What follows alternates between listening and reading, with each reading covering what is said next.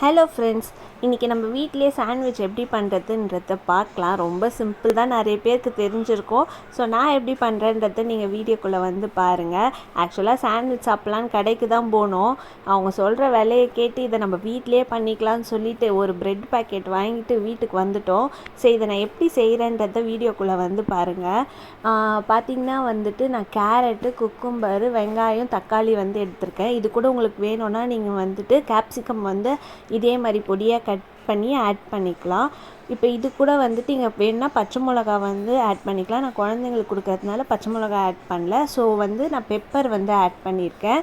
தேவையான அளவு பெப்பரு, தேவையான அளவு உப்பு வந்து இது கூட ஆட் பண்ணிவிட்டு நல்லா மிக்ஸ் பண்ணிக்கோங்க. இதுக்கு ஒரு க்ரீன் சட்னி தேவை. இதுக்கு பார்த்திங்கன்னா நான் புதினா இலை, 2 பச்சை மிளகா, சீரகம் கொஞ்சம் போட்டு நல்லா கிரைண்ட் பண்ணி வச்சுருக்கேன். இது கூடயே வந்து நல்லா வந்து சீஸை வந்து சின்ன சின்னதாக கட் பண்ணி இந்த இதுக்குள்ளேயே போட்டுட்டு இது கூட கொஞ்சம் டொமேட்டோ சாஸும் ஊற்றி நான் நல்லா மிக்ஸ் பண்ணி ஒரு சைடு வச்சுட்டேன்.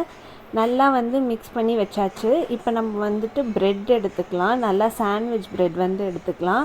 அந்த ப்ரெட் மேலே வந்துட்டு நல்லா பட்டர் வந்து தடவிட்டு அதுக்கப்புறம் பார்த்திங்கன்னா அந்த சட்னி நம்ம ரெடி பண்ணி வச்சுருந்தோம்ல, அந்த சட்னி இது மேலே நல்லா அப்ளை பண்ணிவிட்டு அதுக்கப்புறம் நம்ம ரெடி பண்ணி வச்சுருந்த இந்த வெஜிடபிள்ஸ், அதாவது இந்த சாலட்டை வந்துட்டு இந்த ப்ரெட் மேலே வந்து நம்ம நல்லா ஸ்ப்ரெட் பண்ணி விட்டுக்கலாம்.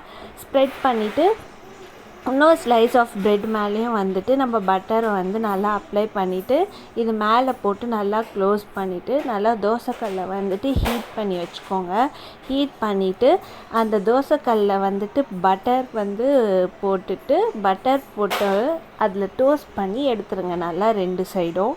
ஆக்சுவலாக பட்டர் நினச்சி ஃபஸ்ட்டு சீஸை போட்டேன், அப்புறம் தான் பட்டர் போட்டேன். இப்போ ரெண்டுத்தையும் வந்துட்டு நல்லா டோஸ்ட் பண்ணி எடுத்துட்டு சென்டரில் கட் பண்ணிங்கன்னா இப்போ பார்த்திங்கன்னா நமக்கு வந்து சூப்பராக வந்து சாண்ட்விச் வந்து ரெடி ஆயிடுச்சு. இப்போ நம்ம இதை சென்டரில் கட் பண்ணிவிட்டு சூப்பராக சர்வ் பண்ண வேண்டியது தான். உங்களுக்கு கண்டிப்பாக இந்த ரெசிபி பிடிச்சிருக்கும்னு நினைக்கிறேன். உங்களுக்கு இந்த வீடியோ பிடிச்சிருந்தாக்கா மறக்காமல் லைக் பண்ணுங்கள், ஷேர் பண்ணுங்கள், கமெண்ட் பண்ணுங்கள். தேங்க்யூ ஸோ மச் ஃபார் வாட்சிங் திஸ் வீடியோ.